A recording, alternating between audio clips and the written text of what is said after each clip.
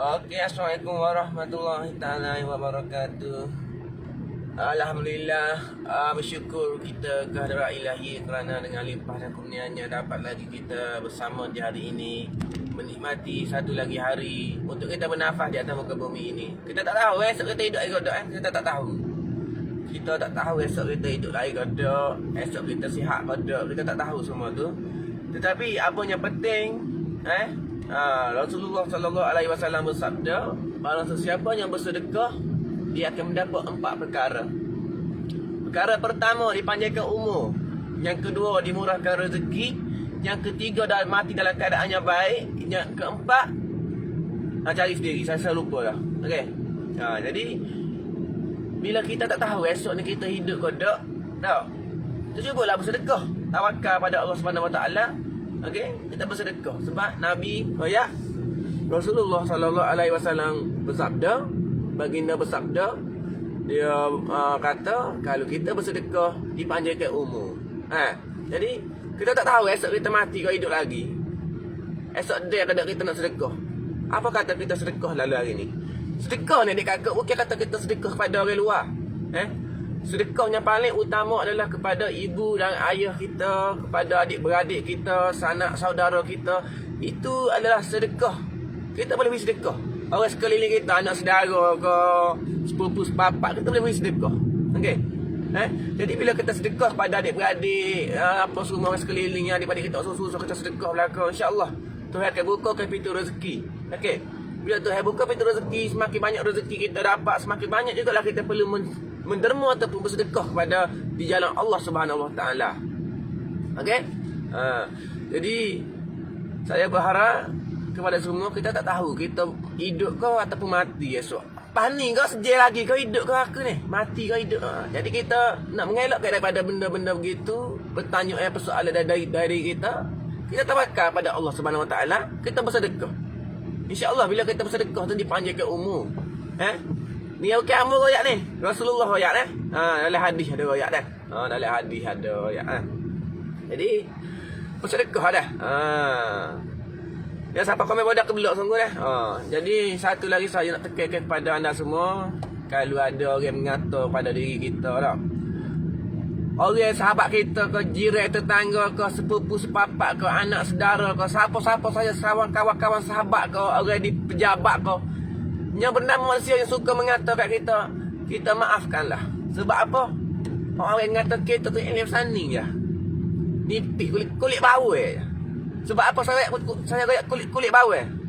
Sebab Rasulullah sallallahu alaihi wasallam sendiri, Nabi kita ni, Nabi Muhammad Rasulullah sallallahu alaihi wasallam, masa dia beranak, masa dia dalam kandungan lagi, Nabi dalam kandungan lagi, dah ada ujian Tuhan bagi dia. Ni orang duk ngupak kita ni, ujian sebenarnya. Ujian Allah Subhanahu Wa Taala bagi pada kita.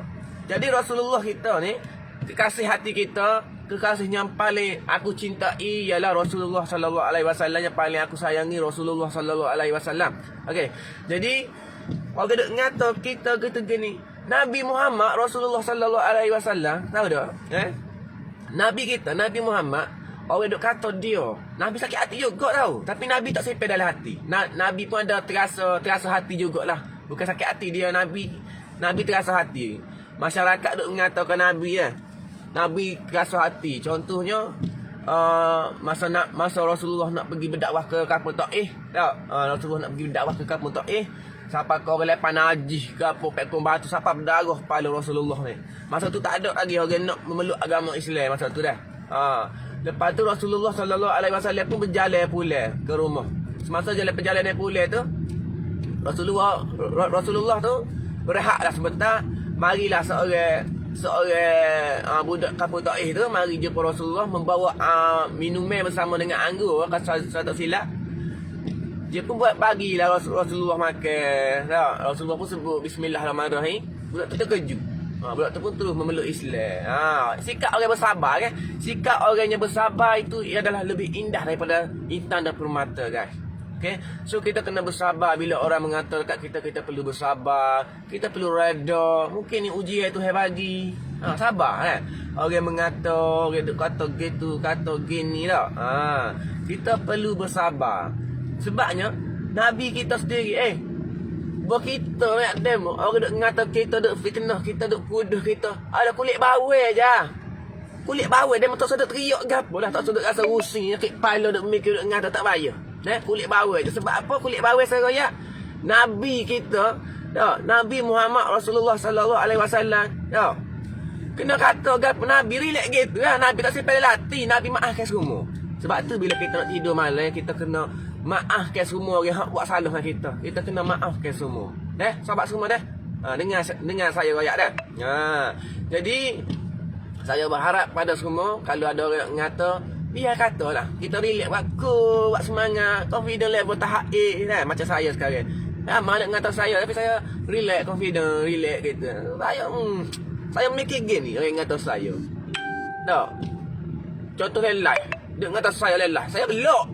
Ngata lalu kau ngata aku maaf kamu nak ngata apa. Saya tak sepele hati orang ngata. Saya tak pernah berdendam dengan orang dalam hati saya. Saya tak pernah berdendam dengan orang. Dalam hati saya. Saya tak pernah berdendam dengan orang. Saya kalau contoh hari ni saya marah orang. 5 minit ada hilang dah. Beres dah hal. Dah. Jadi saya harap pada semua sama-samalah kita jaga percakapan kita, insya-Allah. Bila kita jaga percakapan, Allah Subhanahu Wa Taala akan pegang kita dah. Memang ada dalam hati kita tahun kesedihan, kita tu sedih tahun ni, aku sedih tahun ni dak. Kita rasa sedihnya dak betul gini dak. Tapi Nabi kita, Nabi kita pun dia ada juga tahun kesedihan. Masa Nabi kita nak naik ke Isra Mi'raj Okey. Yang pertama Rasulullah sallallahu alaihi wasallam banyak kena duduk dah. Cubalah dengan orang ustaz ngajar sirah, dengan ustaz belajar dengan sirah. Kalau kita tak tahu, kalau kita tak dengar sirah pasal Nabi Muhammad, kita tak akan mencintai Rasulullah. Serius saya cakap. Kita tak kenal siapa itu Rasulullah. Sedangkan Rasulullah sallallahu alaihi wasallam semasa hayat beliau masih hidup, baginda Rasulullah amat merindui umat dia. Dia tak pernah mengenali Rasulullah, tak pernah tengok wajah Rasulullah, tak pernah tengok. Tetapi Rasulullah merindui umat dia. Kita lah ni. Selepas beliau meninggal dunia, beliau pun merindui umat dia selepas dia meninggal dunia tu. Sebab dalam hadis ada ni, dalam hadis pun ada. Kecik ni dalam hadis pun ada dah. Nabi rindu umat dia ketika bersama dengan para sahabat. Rasulullah sallallahu alaihi wasallam bertanya kepada para sahabat, "Wahai sahabat-sahabat aku, tahukah kamu siapa yang aku paling rindui?"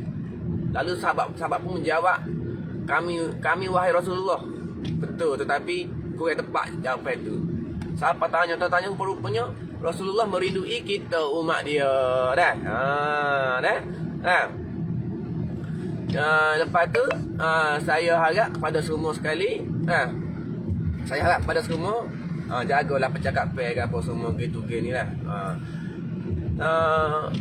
Nabi pun ramai duk ngumpat dia, duk ngata dia. Nabi relax, Nabi sabar dah. Nabi bersabar. Bila kita bersabar, insya-Allah Tuhan akan memberikan ganda yang berlipat kali ganda, iaitu Tuhan akan bagi segala-galanya lah kita mahu, insya-Allah Biarlah orang kata apa, biar kata.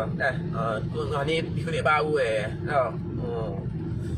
Tapi yalah sedap lah kalau kita boleh belajar sirah, kita boleh kenal siapa Rasul kita, Rasulullah ni siapa nama ayah dia siapa nama mak dia, ayah yang mati masa kandungnya berapa bulan lepas tu Rasulullah ni hidup dengan siapa selepas lahir, ibu susu dia siapa Rasulullah ni lepas tu dia dibelahkan dada masa umur berapa tahun Rasulullah ni lepas pada duduk dengan Halimatu Sadiah, ibu susu dia tu, dia duduk dengan siapa pula duduk dengan pak saudara dia kan. Lepas duduk dengan pak saudara dia lepas tu pak saudara yang mati, siapa dia pula mati, isteri dia mati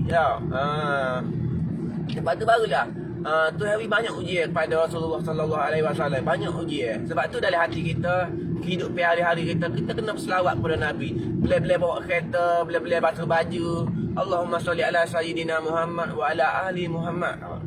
Tu selawat kepada Nabi kita dah. Nak tidur malam tu memikir ke Nabi, ya Allah rindunya aku nak jumpa dengan Rasulullah, tempatkanlah aku di syurga Firdaus bersama para rasul.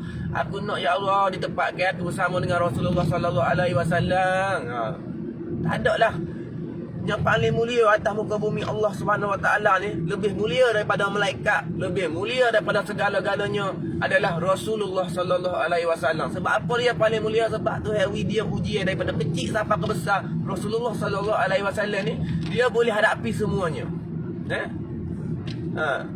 Dan juga ketika Rasulullah sallallahu alaihi wasallam diberi ujian berlipat kali ganda, Allah memberi kepada Rasulullah, memberi kebahagiaan kepada Rasulullah dengan melakukan Isra' Mi'raj, okey. Isra' Mi'raj, okey. Lalu malaikat Jibril diutus oleh Allah Subhanahu wa taala untuk menjemput Rasulullah sallallahu alaihi wasallam untuk naik ke langit. Okey. Allah memperjalankan Rasulullah sallallahu alaihi wasallam pergi ke langit ketujuh. Awak semua kena dengar ceramah tu, kena dengar ceramah dah. Saya kecek berdasarkan saya dengar ceramah je. Nah. Jadi baguslah bila kita dengar ceramah, kita tahu sirah lagu mana kita gini dah. Dah. Jadi bila kita dengar ceramah gapo ustaz kecek, kita boleh takak gapo masuk ke telinga, naik ke otak turun ke hati, cinta ila Rasulullah. Cinta ila Rasulullah dalam hati kita ni. Kena cintai Rasulullah. Aku cinta Rasulullah. Aku cinta Rasulullah. Orang yang pertama aku paling sayang atas di dunia adalah Rasulullah sallallahu alaihi wasallam. Siapa-siapa royak orang pertama paling sayang atas di dunia ni adalah ibu dan bapa, email dia tu tak kemas lagi. Email dia tu tak comel lagi dah. Jadi paling utama sekali bila kita orang tanya kita, "Mu paling sayang atas di dunia ni siapa dia paling sayang?" Siapa dia paling sayang? Yang pertama adalah Rasulullah sallallahu alaihi wasallam. Yang kedua barulah ibu bapa. Yang ketiga barulah isteri. Yang keempat barulah diri sendiri. Yang kelima barulah sanak saudara kita sama Islam. Yang keenam barulah harta benda kita. Yang ketujuh ikut saya lembu kau kambing tak gapo. Nombor satu sekali kita kena sayang siapa? Rasulullah sallallahu alaihi wasallam. Dah. Dah. Jadi kita kena letak dalam hati kita, kena tekad dalam hati kita. Sebab ketika sahabat Rasulullah bertemu dengan Rasulullah sallallahu alaihi wasallam, sahabat beliau, saya ingat saya Saidina Ali ke apa, saya lupa. Sorry mana boleh rujuk balik lah. Ketika sahabat bersama Rasulullah, sahabat memegang tangan Rasulullah, dia cakap, "Ya Rasulullah, aku menyayangi dirimu. Aku menyayangi dirimu daripada segalanya." Macam mana cakap Dia cakap maksudnya dia cakap tu dia saya Rasulullah nombor 2. Diri sendiri nombor 1 dia saya. Lalu Rasulullah sallallahu alaihi wasallam bersabda, "Sesungguhnya imanmu itu tidak kuat lagi. Imanmu tidak betul lagi." Lalu sahabat Nabi ni ya, kalau macam tu, kalau orang yang pertama aku cinta, barulah diri aku yang kedua. Barulah iman kita tu teguh. Kita kena jaga iman kita, akidah kita. Sobat wei akidah. Dah. Okey. Jadi saya harap kepada semua tekadkan diri dah. Orang duk ngata kita biar kata gini dah, nak kata biarnya kata, tak ada hal dah. Kan apa penting kita hidup senang ke, kita hidup susah ke, kita tak perlu nak royak kat orang. Aku hidup senang ni, duit banyak dalam bank kata gini. Tak perlu nak royak kat orang dah. Biarlah kita hidup bersederhana dah. Hidup bersederhana, bertawakal kepada Allah Subhanahu Wa Taala. Kita tak sedih bila kita duit banyak, kita kaya, kita akan menjadi riak. Riak itu suatu penyakit hati sebenarnya, dan dengki juga adalah penyakit hati. Bila penyakit hati ni ada bergabung bersama-sama, maka penyakit hati akan menjadi merosakkan hati kita. Bila merosakkan hati kita akan gelap. Sebab tu daripada kita mengupak dan juga memperuduh dan memfitnah orang lain, lebih baik kita sendiri, kita beristighfar kepada Allah Subhanahu Wa Taala, kita bertasbih dan berselawat kepada Rasulullah sallallahu alaihi wasallam. Itu lebih bermanfaat segala-galanya. Okey? Supaya kita bila kita nak solat subuh, kita buatlah solat sunat subuh 2 rakaat dan juga buatlah sedekah subuh. Okey, sedekah subuh ni sahabat-sahabatku semua, dia punya luar biasa, dia punya apa tu, dia punya, bila kita sedekah subuh, dia punya tu luar biasa kan. Bila kita sedekah subuh, dia punya apa panggil tu, kelebihan dia luar biasa, sahabat. Okey, tak seperti sedekah-sedekah yang lain. Sebab tu bila kita menunaikan solat sunat subuh 2 rakaat saja guys, 2 rakaat saja lebih baik dan lebih mahal daripada dunia dan isinya. Cuba fikir logik akal. Lebih besar daripada dunia dan isinya bila kita menunaikan solat sunat subuh 2 rakaat. Kalau kita main subuh boleh dah. Sebab tu kita kena nak tidur malam, kena baca. Kalau bini tak pandang ngaji, kita ajar bini ngaji, sahabat. Tak. Bila kita nak bersama dengan isteri kita, bila kita dah berkahwin adik kakak, yang pertama sekali kita perlu jaga adalah sembahyang adik kakak. Bila kita bersama dengan isteri kita, kena tegur bini kita. Awak sembahyang. Jangan tegur cara kasar. Jangan kata, mungkin sembahyang ke? Tak apa. No way. Dalam Islam tak mengajar kita mengajar secara keras, tak. Mengajarlah secara lembut. Contoh hari ni bini kita tak sembahyang. Yang sembahyang yang ini yang subuh bangunlah, sembahyang kali dengan abang.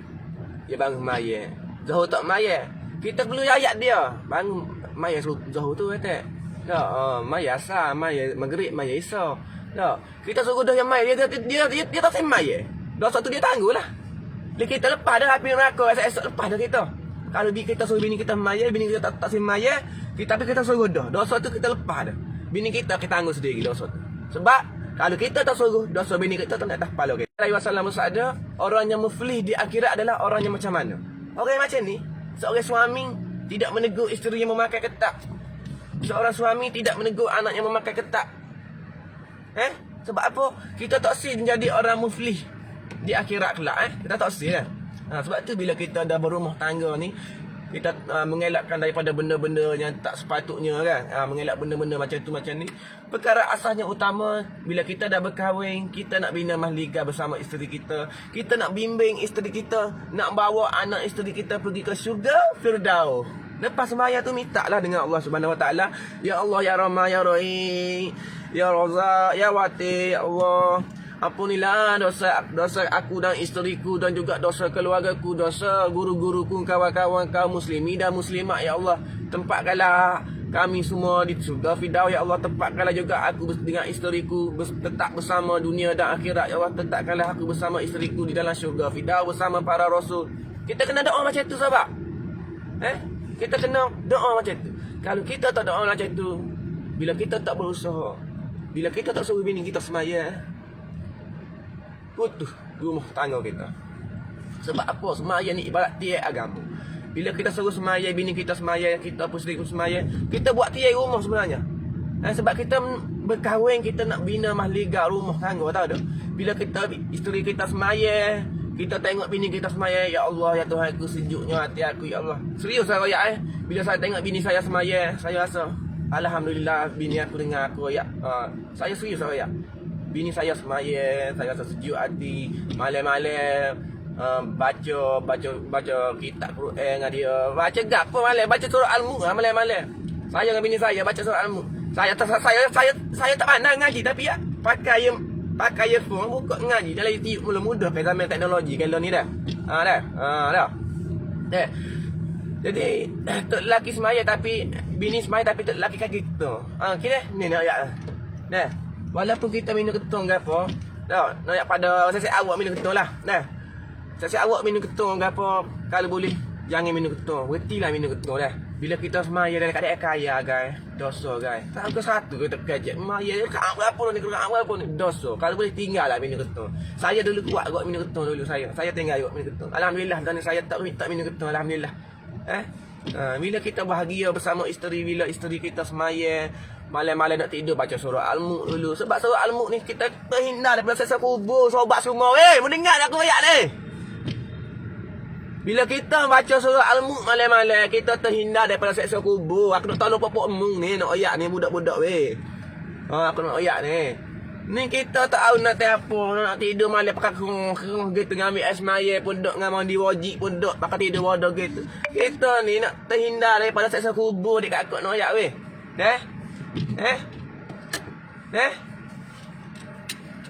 Jadi saya harap kepada semua sebelum tidur malam tu ajaklah bini ya mari ya dengar baca doa surah Al-Mulk ni. Pak kita buat telefon, bini kita buat telefon. Tengok baca kata tengok. Baca surah Al-Mulk kan dalam YouTube. Tengoklah bacalah kata. Tak, ajak bini semaya sekali dah. Dah. Mak ajak bini baca sekali dah. Jadi saya harap pada semua begitulah lebih. Mana yang baik datangnya daripada Allah Subhanahu Wa Taala, mana yang buruk datangnya daripada diri saya sendiri dan kelemah diri saya sendiri. Alhamdulillah lah, sebab kita diberikan alhamdulillah lah, sebab kita diberikan kesempatan kepada semua dan terima kasih padanya komen. Saya minta maaf saya tak baca komen bila saya drive, saya tak baca komen. Terima kasih kerana komen. Yang komen yang baik-baik tu saya berdoa kepada Allah Subhanahu Wa Taala supaya dilimpahkan rezeki. Yang mana komen yang tak baik tu saya berharap pada Allah Subhanahu Wa Taala bukakanlah pintu hatinya ya Allah supaya dia kembali beribadah kepada Allah Subhanahu Wa Taala dan juga kembali ke pangkal jalan. Dan saya berharap kepada semua bersama-samalah kita beristighfar setiap hari, insya-Allah selalu berselawat dan juga bertasbih kepada Allah Subhanahu Wa Taala dan juga selalu bersedekah kepada Allah Subhanahu Wa Taala. Cuma satu saya nak minta pada anda semua, orang mengata jangan simpan dalam hati. Jangan simpan dalam hati. Nak duit banyak, nak duit tak putus-putus, amalkan zikir, amalkan istighfar, astagfirullahalazim, baca 100 kali, insya-Allah duit kita walaupun dia kata kita tak ada duit, tapi duit nak beli, nak buat makan anak bini tak ada. Dah, buat gitu. Buat gitu dah. Insya-Allah hati kita tolong ustaz-ustaz mengajar kat masjid, bagi duit kat ustaz. Dah, ustaz ni berapa gaji dia boleh sobat? Apa salahnya kita pergi seorang ustaz dekat pondok ustaz ni, kita nak pergi ustaz nak bayar gaji ustaz untuk sebulan sekali dah. Dah. Lepas tu kita pun bagilah duit kat ustaz tu insya-Allah dah. Dah.